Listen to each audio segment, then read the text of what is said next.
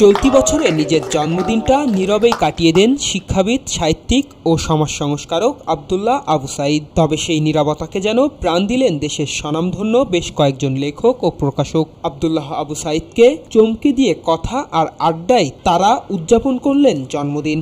ফুল দিয়ে প্রথমে বরণ করে নেওয়া হয় এই বর্ষিয়ান শিক্ষাবিদকে। এরপর 18 জন লেখকের লেখা নিয়ে সময় প্রকাশন থেকে প্রকাশিত জন্মবার্ষিকীর বিশেষ সাময়িকী মনোরাজের মোড়ক উন্মোচন করা হয়। এলএমই সার্টিফাইড বিশ্বসেরা কপারে তৈরি ওয়ালটন কেবলস, যা আপনার স্থাপনাকে রাখবে সব সময় নিরাপদ। বিশ্ব সাহিত্য কেন্দ্র সাপ্তাহিক সাহিত্য আড্ডার অনেকেই এ সময় এই আলোর কারিগরকে ফুল, চকলেট এবং নিজেদের লেখা বই উপহার দেন। এরপর একে একে সাহিত্যিক প্রকাশকরা বিশ্ব সাহিত্য কেন্দ্রের প্রতিষ্ঠাতা আব্দুল্লাহ আবু সাঈদকে নিয়ে নিজেদের মূল্যায়ন ও ভালো লাগার কথা জানান।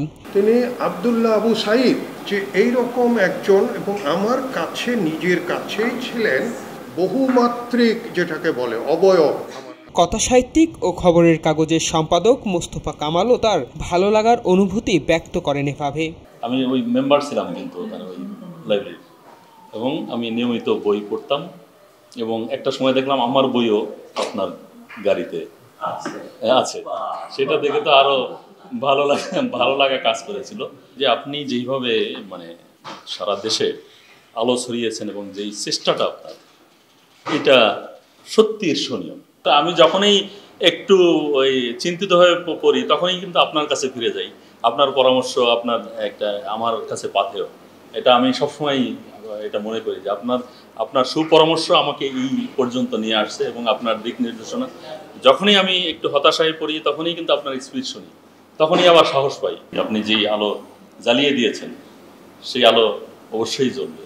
এ আয়োজনে আরও কথা বলেন সময় প্রকাশনের প্রতিষ্ঠাতা ফরিদ আহমেদ, কবি সোয়াইব জিবরাত, লেখক ইফতেখারুল ইসলাম সহ আরও অনেকেই। গেল 25 জুলাই আলোকিত মানুষ গড়ার কারিগর অধ্যাপক আব্দুল্লাহ আবু সাঈদের 86তম জন্মদিন ছিল।